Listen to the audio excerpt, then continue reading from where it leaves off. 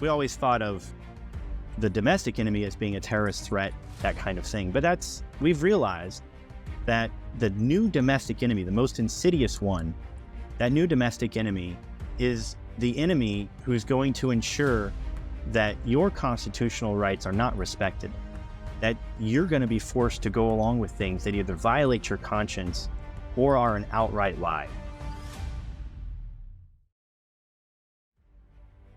Welcome back to the Feds, insiders bringing accountability, integrity, and reform to a broken bureaucracy. I am Stephanie Weidel. Please like, comment, subscribe to, and share this podcast with those around you. If accountability for the overt illegal activity within our government is what you seek, talk with people, and sharing our podcasts with them is a good way to start. Welcome to the Feds, insiders bringing accountability, integrity, and reform to a broken bureaucracy. At Feds for Freedom, we value constructive dissent and healthy debate. The views and opinions shared in today's episode are those of the speaker alone and do not express the views or opinions of the U.S. government or any other employer. Today, we are joined by Navy Commander Robert Greene, who with others authored the Declaration of Military Accountability, sent to the Joint Chiefs and other high-ranking military officials on January 1st, 2024. In it, the signatories seek restoration of our broken trust in our leaders through accountability. Over the past 3 years, military leaders broke the law by forcing medical experimentation on its service members and suppressing the free exercise of religion. These military leaders who defied the Constitution cannot hide from the imminent reckoning that is coming their way. The Declaration is for the American people to ignite a new spark of liberty. Accompanying the Declaration is a petition for all Americans to sign, kindling that spark of liberty into massive flame. Welcome back, Rob. It's so good to have you back. Thank you for having me. All right, so your Declaration of Military Accountability just dropped January 1st. Tell us about it. Yeah, so you say your declaration. I was the primary driving force behind some of the ideas, and I wrote the first draft, but it was a team of us that came together, got behind it. I got great inputs to help tighten up the language. I definitely want to call out Grant Smith, Ivan Rakelin, Brad Miller, some people, Carolyn Rocco, some people who provided significant insights, who have been behind this, who've been taking the fight to the next level. It's definitely a group effort. One person couldn't take this kind of fight on by themselves. So it's a lot of us doing this thing. What does it say? So the Declaration is sort of an acknowledgement that our government is not capable of holding themselves accountable. And we focus on the Department of Defense because that's what we care about. We're service members and veterans. So that's what we want to fix. And what we've seen over the last 3 years is, as we have fought this internally, we have shown our commanders, we've shown our leadership all the way to the political appointee level, how what their policies have done, especially in its implementation, have broken the law. And they have refused to course correct. They've refused to do the right thing. And service members are being significantly harmed. We're now having service members with debilitating injuries, service members who've lost their lives over the COVID-19 vaccine mandate, having received it, or some have committed suicide in the course of being harmed over this mandate. And we tried to go to the federal courts. The Department of Justice undermined every single one of those court cases. Congress was non-responsive except for a couple members of Congress who were supportive, but their support was not enough to galvanize Congress to force the executive branch to follow the law. And so what we've been left with is, who is going to hold anyone accountable? No one's going to hold anyone accountable. So the decision was made, the idea was that we will do it. We'll hold everybody accountable. And instead of requesting or demanding anybody or asking anybody to do anything, this is a declaration. And it's not to our leaders. It's to the American people, to tell the American people what we intend to do. We are going to hold our own senior leaders accountable, and we're going to do so not by calling for any kind of violence, not by trying to change the form of our government. The form of our government is great. It was established in the Constitution. Our founding fathers did a wonderful job with it. But what we need to do now is to make sure that those running the government and those running the military are actually following the law. So we're going to do this in a lawful way. We're going to go within the bounds of what's morally and ethically right. And we're going to use what is lawfully permitted to hold them accountable. We're going to hold our senior leaders accountable through two main methods. For any of us who have made this pledge, who are appointed to executive branch offices that have the authority to do so, we pledge to recall these senior leaders who have broken the law, and we're going to court-martial them for the crimes committed in the course of implementing the COVID-19 vaccine mandate. For any of us who achieve legislative offices, we pledge to introduce legislation to reduce these senior leaders' retirement income to zero and ensure that none serve in the senior executive service. That is what the Declaration of Military Accountability is. That's what it does. And the intention is to hold people to the very intentional standard of the Constitution, which is the supreme law of our land. I love how you start out the Declaration. In the course of human events, it sometimes becomes necessary to admonish the lawless, encourage the faint-hearted, and strengthen the weak. We have reached such a time in our history. This was well written. I was very excited to hear that you had your hand in it. So there are 231 signers. Tell us about the signers. So the signers are from all walks of life, really, from the grassroots sort of level. There were no flag officers or general officer signers of this thing, and I think that's somewhat fitting. This is a rising up of the people to not demand or ask or do anything else, but to tell the American people how we are going to put our own house in order. And it's everybody from E4s to O6s from all branches of service. And could you explain to our audience what an E4 or an O6 is? Yes, thank you. From military ranks all the way from junior enlisted ranks, fresh out of boot camp, all the way to senior officer ranks, colonels in the Air Force or the Marine Corps or the Army, and captains in the Navy. One step below the first one-star admirals and generals.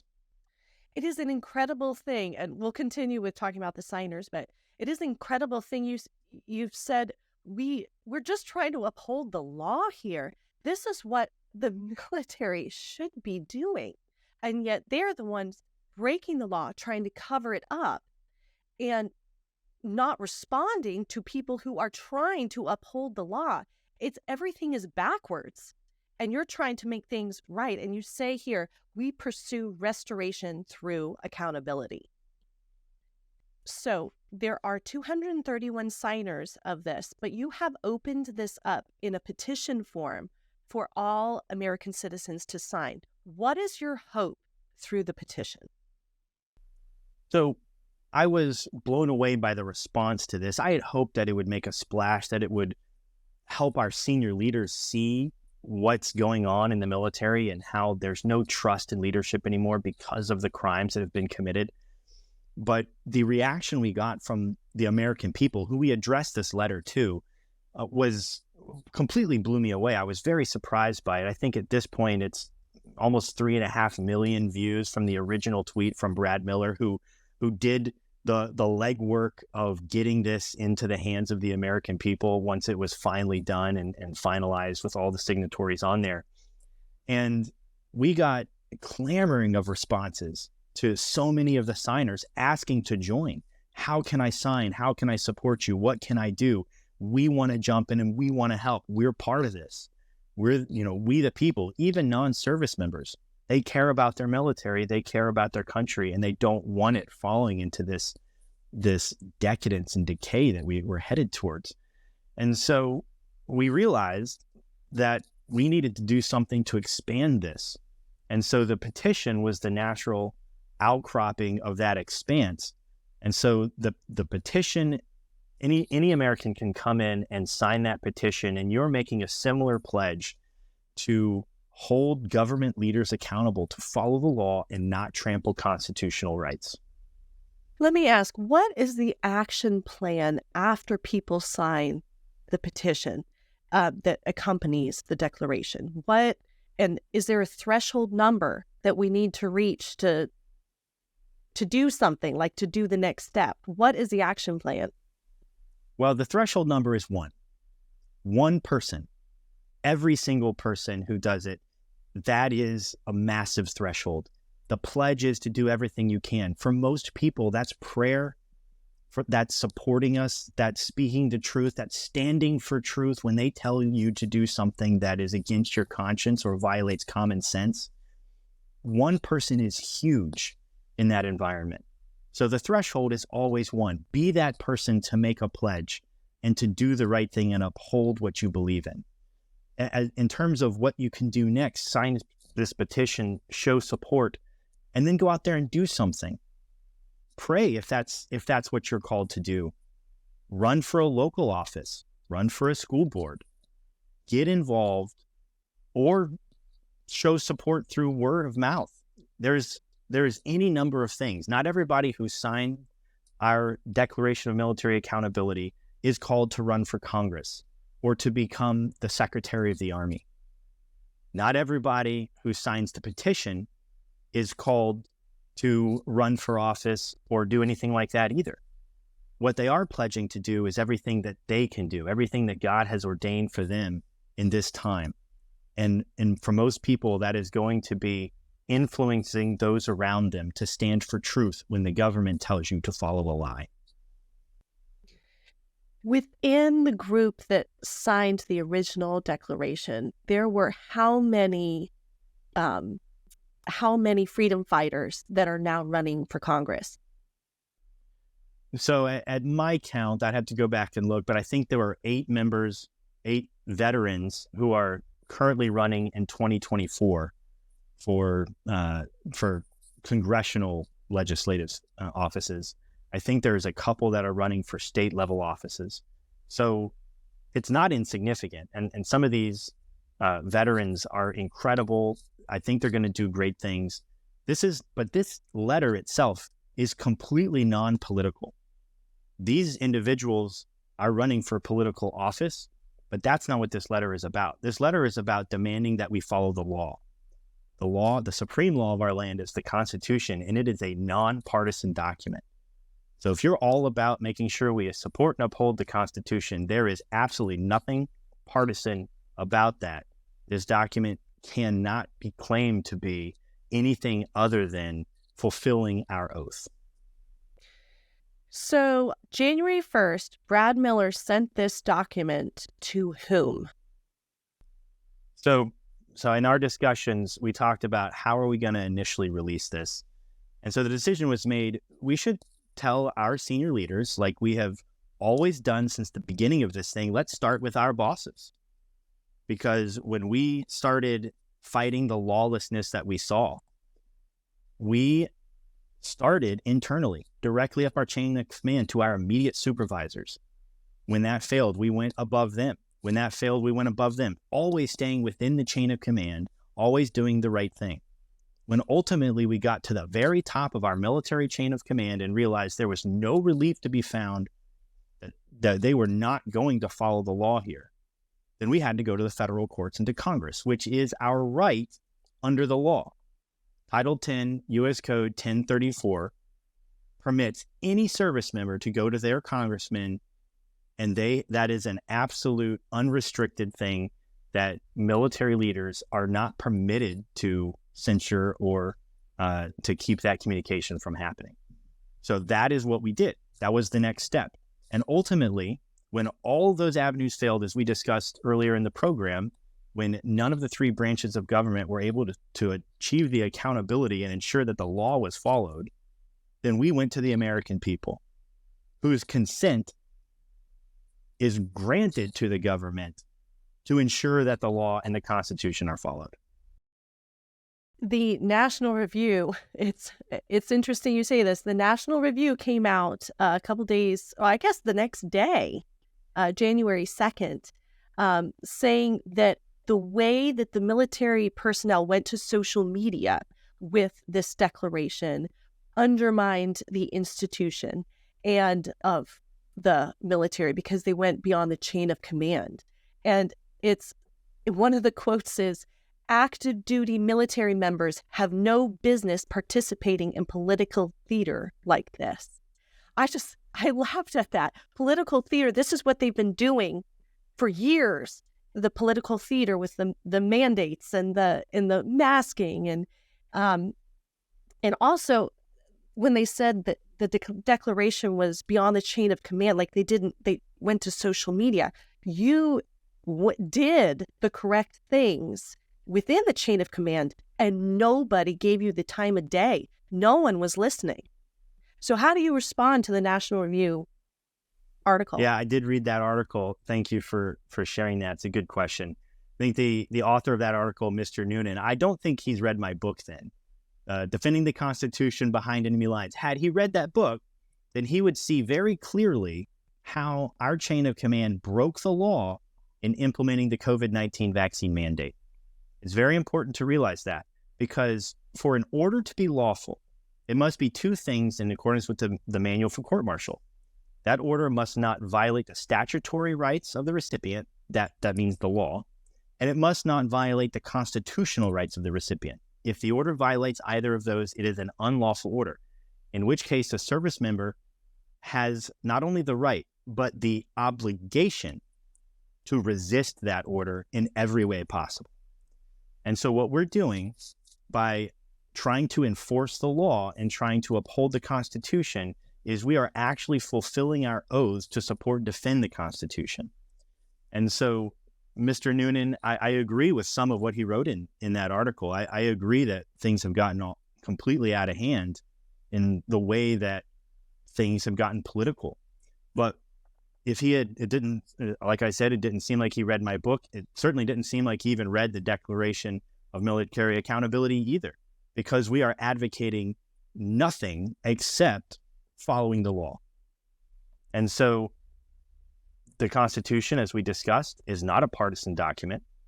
It's not political theater to defend the Constitution. It's actually our obligation and our sacred oath to do so. So that's what we're doing. And I would invite him. I'd be happy to have a chat with him to explain this. We're all grown-ups in this discussion. And so, just like in the public square, we're happy to discuss this with anybody who wants to talk about it so they can understand our perspective and why we think this is such an important thing to stand up for and why we have a sacred obligation to do so. And the last thing I'd add to that is with regard to social media. With the technology that we have, social media is the public square. And so as citizens, we have a First Amendment right to discuss these very important topics that should concern all of us. And as service members, it's an even more sacred obligation to ensure that the American people, whose consent is required for this government to do its job, that the American people understand what's happening and that they get behind ensuring that accountability is had. That's excellent, Rob. Thank you. Yeah. Let me encourage everyone, if you have not gone out and gotten a copy of Rob's book, Defending the Constitution Behind Enemy Lines, this is a good time to do it. And if you missed it, a couple episodes ago, we had Rob on and we talked extensively about what a lawful order is that you don't agree with, but what an unlawful order is. So go back and do listen to that if you have not. So, do you think this declaration will be censored? Well, we're already seeing it. I'm not sure who gave the order to Facebook and to Instagram, but it is being taken down immediately. Any reference to it is being taken down. The links to our petition are being taken down. And so we're grateful for X, for what was Twitter, because it appears that we're being allowed to have discussions in the public square about these very important topics. It is not being censored there. So So very grateful to Elon Musk and to X. Thank you for allowing us to have these very important discussions. How do you get around algorithms? Has there been any discussion? Well, I'm not an expert in any of that. As a matter of fact, I tend to enjoy writing my ideas out much more than even speaking them. And if you go look at my Twitter, I have exactly 0 posts because that's not the forum I prefer. So what I'll share is when we put the petition out, we stood up a website. We were not prepared for the response we got, so it was sort of a last minute build, but it's militaryaccountability.com. You can go there, you can sign the petition. And you asked about censorship and how we deal with that, but we actually have been cyber attacked at that website pretty quickly after we stood it up. It was just a day or two ago.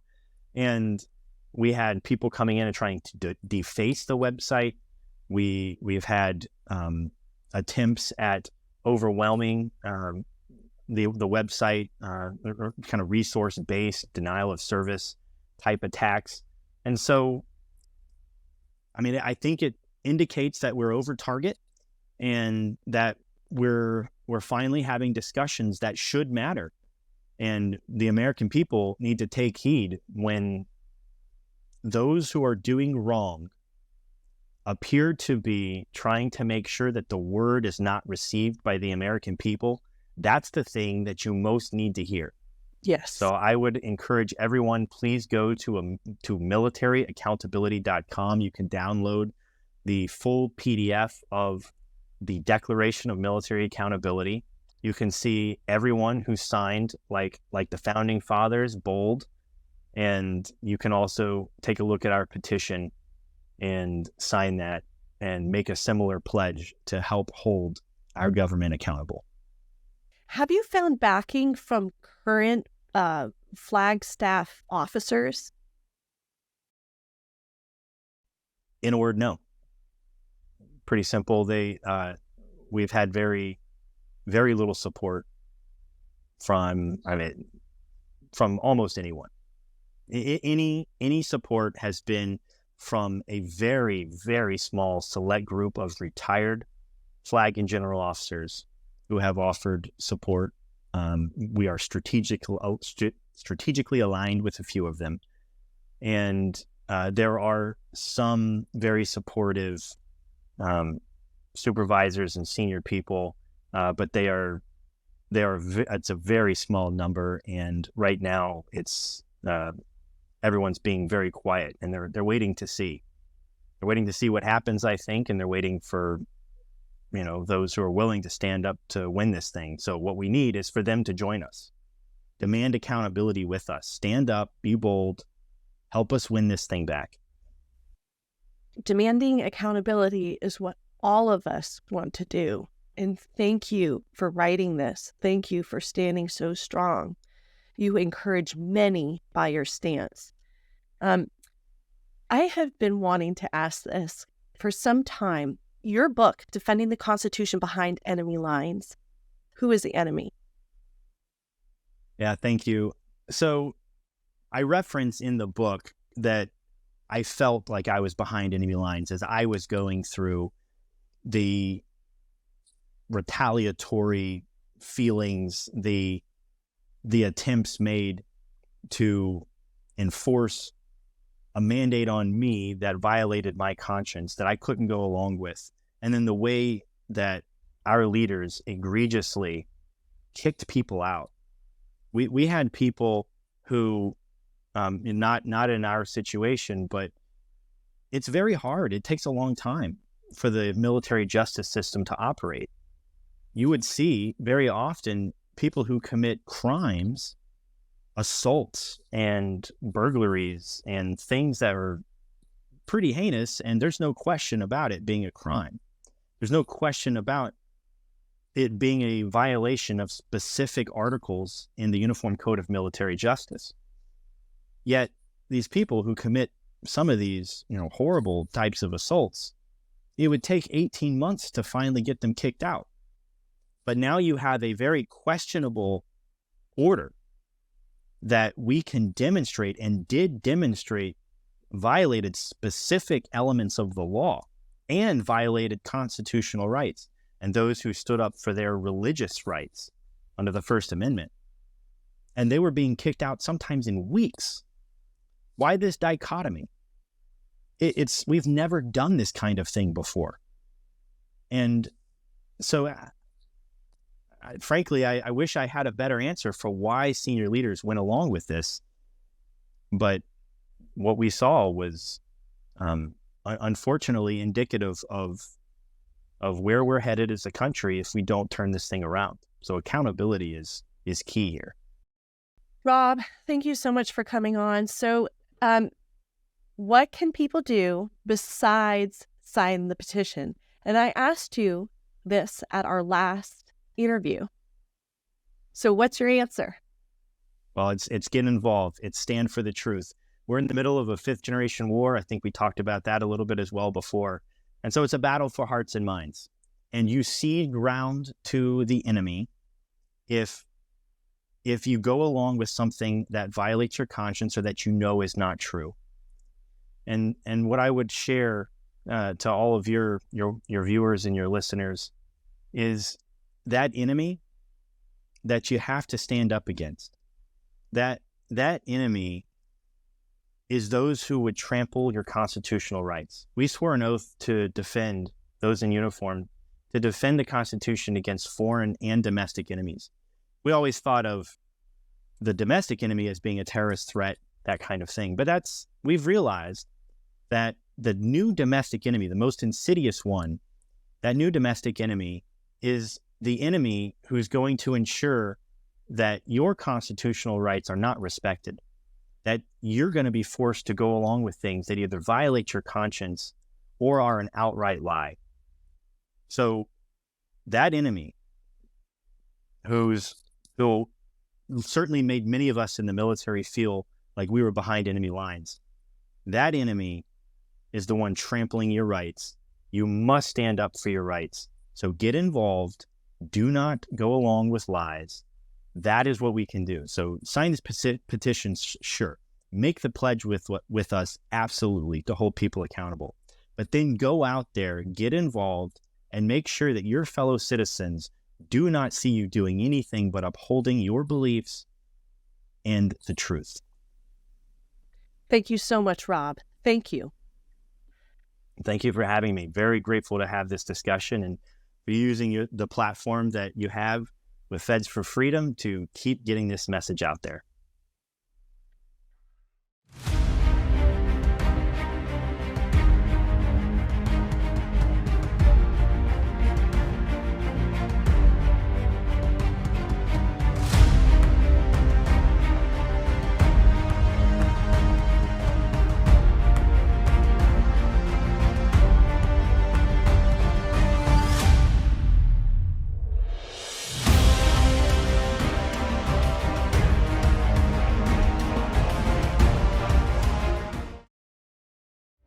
Thanks so much for tuning in. Be sure to like, comment, and subscribe, and of course, share this episode.